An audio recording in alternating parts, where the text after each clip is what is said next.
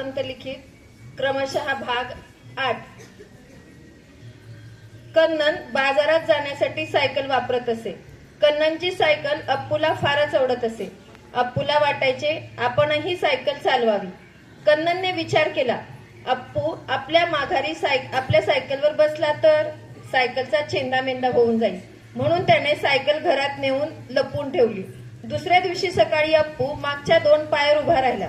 त्याने समोरचे 2 पाय वर उचलले, सोंडही वर उचलली आणि पुढच्या 2ही पायाने सायकलिंग करू लागला। अप्पूची सायकलिंग बघून कन्ननने त्याची पाठ थोपटली। अप्पूला सजवायला कन्ननला फार आवडत असे। एके दिवशी कन्ननने अप्पूला सैनिकाचा गणवेशाचा कपडा गुंडाळला। त्याच्या डोक्यावर सैनिकासारखी टोपी ठेवली। त्या पोशाखात अप्पू जमिनीवर बसून गुडघे टेकत, सोंड जमिनीवर टेकत हळूहळू पुढे पुढे सरकू लागला, एखाद्या सैनिकासारखा। कन्ननने अप्पूच्या सोंडेत बंदुकीच्या आकाराची लाकडी पाटी दिली होती। ती घेऊन तो सगळीकडे मिरवू लागला। आई, मी छोटासा शिपाई होईन, वाघाला उडवीन, ठो ठो ठो। अप्पूच्या अशा बाळलीला बघून सगळेच सुखावत। कन्नन आणि इतर माहूत हत्तींचा कळप चारायला जंगलात घेऊन गेले होते। कन्नन एका झाडावर सरसर चढला। त्या झाडाचे शेंडे तोडून त्याने हत्तीला खायला दिले। झाडाचा कोवळा पाला खाण्यात सगळे हत्ती मग्न होते। ते अतिशय आवडीने झाडपाला खात होते। अप्पू मात्र काहीच खात नव्हता। त्याला वेगळ्याच गोष्टीचे वेध लागले होते। शेजारच्या झाडावर वानरांचा एक कळप होता। वानरांची इटुकली पिलं आईच्या पोटाला बिलगली होती। वानर एका फांदीवरून दुसऱ्या फांदीवर उड्या मारत होते, तरी पोटाला बिलगलेली पिलं खाली पडत नव्हती। याची अप्पूला गंमत वाटली। वानर आणि त्यांची पिलं झाडाची पानं खात होती, काही पानं तोडून खाली टाकत होते। ते पाहून अप्पूलाही कन्ननसारखे आणि वानरांसारखे झाडावर चढायचे होते। शेंड्यावर बसून झाडाची कोवळी पाने खायची होती। अप्पूने आपले पुढचे 2ही पाय उचलून झाडाच्या बुंध्यावर ठेवले। अप्पू झाडावर चढण्याचा प्रयत्न करू लागला। अप्पूचे तळपाय सपाट, सपाट पायांची पकड काही झाडावर बसेना। अप्पूला काही झाडावर चढता येईना। कसे चढता येईल? अप्पू थोडाच वानर होता किंवा माकड? अप्पू तर हत्ती होता, चांगला जाडजूड। वरून वानरांची पिलं अप्पूला खुणावत होती, म्हणत होती, ये अप्पू ये, झाडावर ये, आपण झाडावर शिवणा पाणी खेळू। झाडावर चढता येत नसल्यामुळे अप्पू रडकुंडीला आला होता। तो पप्पांकडे जाऊन म्हणाला, पप्पा पप्पा, मला की नाही या झाडावर चढायचंय, तुम्ही मला मदत कराल? पप्पा म्हणाले, अप्पू वेडा की खुळा रे तू, तुला झाडावर कसे चढता येईल? कन्नन कसं चढला मग? वानरांची पिलं तर इटुकली पिटुकली आहेत, ती कशी झाडावर चढली मग? त्यांच्यासारखाच मीही चढेन। अप्पूने आपला हट्ट सोडला नाही। माणूस हा माणूस असतो, वानर ही वानरं असतात, हत्ती हे हत्ती असतात, एकासारखे दुसरे नसतात। पप्पांनी समजावण्याचा खूप प्रयत्न केला, पण ते अप्पूच्या डोक्यात शिरले नाही। तो दान पाय आपटत रुसून नदीकडे निघून गेला।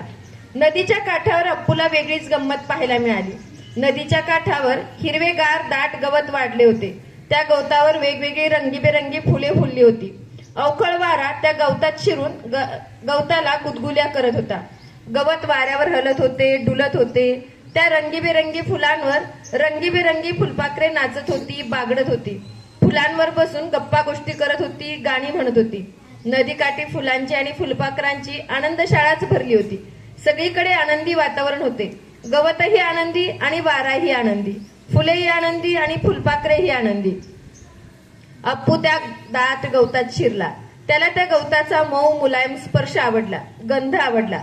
त्या स्पर्शाने आणि गंधाने अप्पू सुखावला। मगाशी आपल्याला झाडावर चढता आले नाही याचे दुःख तो क्षणात विसरून गेला। त्या आनंदात अप्पू स्वतःलाही विसरून गेला।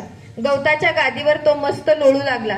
किती छान गादी, मऊ मऊ गादी। त्याला वाटले आपण इथेच राहावे, फुलांसोबत आणि फुलपाखरांसोबत दोस्ती करावी, फुलांचे रंग आपल्या पाठीवर गोंदून घ्यावे, आपणही एक फुलपाखरू होऊन जावे, मोठे फुलपाखरू। असा विचार करत असतानाच फुलपाखरांचा एक थवा अप्पूच्या भोवती घिरट्या घालू लागला। अप्पूच्या सर्वांगाला फुलपाखरे बिलगली, पाठीवर, पोटावर, डोक्यावर, कानावर, सोंडेवर, सगळीकडे फुलपाखरे। अप्पूच्या समोर फुलपाखरे आणि अप्पूच्या पाठीमागेही फुलपाखरे, अगणित फुलपाखरे, नाजूक नाजूक फुलपाखरे, चंचल फुलपाखरे। समोरच्या फुलपाखरांना पकडण्यासाठी अप्पू पुढे पुढे पळू लागला। फुलपाखरे त्याच्याही पुढे पळू लागली। अप्पू सोंड लांब करून एका फुलपाखराला पकडण्याचा प्रयत्न करायचा. तोवर ते फुलपाखरू उडून दुसरीकडे जाऊन बसायचे. एक फुलपाखरू उडत उडत येऊन अप्पूच्या डाव्या डोळ्यावर बसले. सोंडेने त्याला पकडण्याचा प्रयत्न केला तर ते उडून उजव्या डोळ्यावर बसले. काही फुलपाखरे अप्पूच्या डोळ्यासमोर नाचू लागली. ही फुलपाखरे शेपटीने उडवावी की सोंडेने पकडावी अप्पूला काहीच समजेना. अप्पू असा अनुभव यापूर्वी कधीच आला नव्हता. फुलपाखरांच्या सहवासात अप्पू खुळावला. एक फुलपाखरू म्हणायचे, ए अप्पू पकड मला. दुसरे फुलपाखरू म्हणायचे, ए ठोंब्या पकड मला. तिसरे फुलपाखरू म्हणाले, मी कसला हाती लागतोय तुझ्या. फुलपाखरांच्या मागे धावून धावून अप्पू थकला आणि आपल्या कुटुंबाकडे परतला. अप्पूने आई वडिलांना फुलपाखरांची रंगीबेरंगी गोष्ट रंगून रंगून सांगितली. ती गोष्ट ऐकताना आई वडीलही गुंग झाले होते. एका माहुताने हत्तीसाठी टेम्पोमध्ये भरून ओला हिरवा चारा आणला होता. अप्पू उगीच टेम्पोच्या भोवताल फिरत होता. माहुताने 2 पेंड्या दोरीने बांधून अप्पूच्या पाठीवर टाकल्या. अप्पूच्या पाठीवर दोन्हीकडे 2 पेंड्या छान बसल्या. अप्पूला त्या टाकूनही देता येईना. पाठीवर पेंड्या घेऊन तो तसाच पळू लागला. पळत पळत आईजवळ गेला. आईने सोंड लांब करून त्या पेंड्या ताब्यात घेतल्या. आई हिरवा चारा आवडीने खाऊ लागली. खाता खाता म्हणाली, थँक्यू अप्पू, तुझी गिफ्ट मला खूप आवडली. शिबिरात हत्तींना पाणी पिण्यासाठी एक प्लास्टिकचा टब ठेवलेला होता. त्यात दररोज पाईपने पाणी सोडत. हत्ती त्यात पाणी पीत. कधी कधी सोंडेने एकमेकांवर पाणी उडवत मजा करत. अप्पूची आई पाणी पिण्यासाठी टबजवळ आली होती. ती आता टबात सोंड घालून पाणी पिणार इतक्यात अप्पूने टबातील पाण्यात उडी मारली. तो त्या पाण्यात आडवा तिडवा लोळायला लागला. अप्पूची आई म्हणाली, अप्पू बाहेर निघ, मला पाणी पिऊ दे. पण अप्पू काहीही ऐकण्याच्या मनस्थितीत नव्हता. त्याला पाण्यात खेळायचेच होते. त्याने पाण्याच्या टबमध्ये धुमाकूळ घातला. सगळे पाणी इकडे तिकडे सांडून टाकले. पाणी वाया घालवले. टबवर नाचून नाचून टबचा चेंदामेंदा करून टाकला. आई अप्पूवर रागावली. पिण्याचे पाणी वाया घालवल्याबद्दल सोंडेने अप्पूच्या पाठीत 2 रपाटे घातले. शिबिरात आलेले पर्यटक अप्पूला आणि इतर पिलांना फळे खाऊ घालत. कुणी ऊस खाऊ घालत, कुणी केळी खाऊ घालत, कुणी सफरचंद खाऊ घालत, कुणी मक्याची कोवळी कणसं खाऊ घालत, कुणी लाल जर टरबूज खाऊ घालत. अप्पूला मोठ्या हत्तीसारखे मोठे टरबूज खाता येत नसे. तो मोठे टरबूज जमिनीवर ठेवून त्यावर आपल्या पुढच्या पायाचा दाब देत असे. टरबूज फुटले की त्याचे छोटे छोटे तुकडे तो आवडीनं खात असे. अप्पूच्या ह्या हुशारीचे सगळेच कौतुक करत असत. जंगलात आपल्या कळपासोबत हुंदडताना अप्पूला फारच मजा येत असे. तो इकडे तिकडे दुडूदुडू धावत असे. शहरी लोकांना शहरात इतक्या जवळून हत्ती पाहायला मिळत नाहीत. म्हणून पर्यटक महामार्गाने चाललेली आपली गाडी थांबून हत्तीकडे कौतुकाने पाहत. हत्तीचे अगडबंब देह पाहून आश्चर्यचकित होत. हत्तीची लहान लहान पिलं पर्यटकांच्या आकर्षणाचा विषय ठरत. हत्तीची गोंडस पिलं पाहून मुले टाळ्या पिटत. त्यांचे फोटो काढून घेत, व्हिडिओ काढत.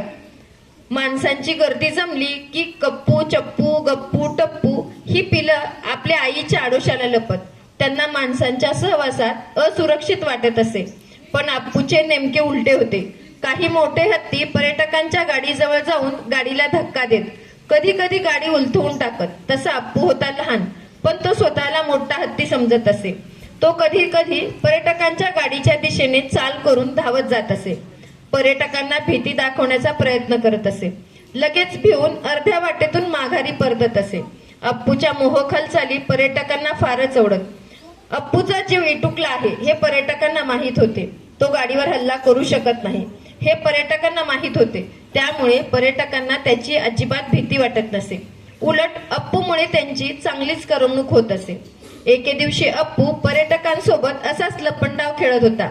डांबरी रस्त्यावरून कधी पुढे जात होता तर कधी मागे येत होता. आपण पर्यटकांना हुलकावणी देत आहोत, भीती दाखवत आहोत असे त्याला वाटत होते. दगड मातीच्या रस्त्यावरून तो कसा बसा अडखळत चालत असे. अप्पूला डांबरी रस्त्यावरून चालण्याची सवयच नव्हती. पर्यटकांसोबत लपंडाव खेळण्याच्या नादात अप्पू पाय घसरून डांबरी रस्त्यावर आडवा पडला. अप्पूची फजिती पाहून 2-4 गाड्यातील पर्यटक खो खो हसायला लागले. करायला गेलो एक आणि झाले भलतेच. खजील झालेला अप्पू धडपडत कसा बसा उठला आणि आपल्या आईकडे धूम पळाला. माझ्या बाळाला कुणी पाडलं असं म्हणत अप्पूची आई सोंड उंचावून पर्यटकांच्या गाड्याकडे धावली. तोवर गाड्या भुरळ पळाल्या होत्या. कन्नन जसे करील तसे अप्पू करत असे. अप्पूला छेडण्यासाठी कन्नन मुद्दाम अप्पूच्या जवळ जाऊन आपला एक पाय किंचित वर उचलायचा. अप्पूला वाटायचे हा आपल्याला लाथ मारतोय. अप्पू लगेच मागच्या पायाने कन्ननला किक मारायचा. कन्नन मुद्दामच पळण्याचे नाटक करायचा. अप्पू आपली सोंड उंचावून त्याच्या मागे मागे धावायचा. कधी कधी अप्पू कन्नन सोबत कुस्ती खेळायचा. गप्पू, टप्पू, चप्पू आणि कप्पू सोबतही अप्पू खूप धिंगामस्ती करायचा.